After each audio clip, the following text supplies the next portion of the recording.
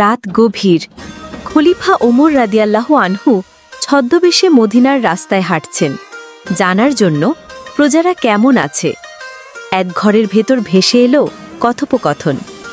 এক মা বলছেন মেয়েকে, দুধে পানি মিশিয়ে দাও, সকালে বেশি বিক্রি করব। মেয়েটি বলল, না মা, খলিফা ওমর তা নিষেধ করেছেন।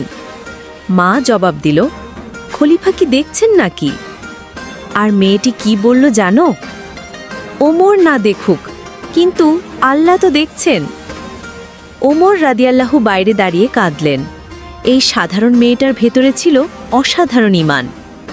সকালে তার ছেলেদের ডেকে বললেন, তোমাদের একজন তাকে বিয়ে করো। সে গরিব হতে পারে, কিন্তু তার হৃদয় ধন সম্পদের চেয়েও দামি। এখানে শিক্ষা হলো, আল্লাহকে যারা ভয় করে তাদের মর্যাদা আল্লাহ নিজেই বাড়িয়ে দেন। যদি এমন সত্যিকারের গল্প ভালো লাগে তাহলে লাইক দিন, কমেন্ট করে জানান কি শিখলেন, আর এমন গল্প পেতে সাবস্ক্রাইব করতে ভুলবেন না।